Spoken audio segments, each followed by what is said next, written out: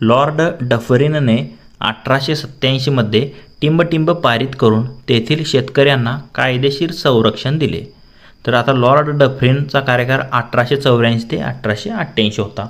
म्हणजे भारताच्या आपली जी राष्ट्रीय काँग्रेसची जी स्थापना आहे तर ती लॉर्ड डफरिन जे व्हाईसरॉय होते त्यांच्या कार्यकाळामध्ये झाली 1885 मध्ये, तुम्हाला माहीत असेल। तर यांच्या कार्यकाळातच देखील त्याची स्थापना झाली होती।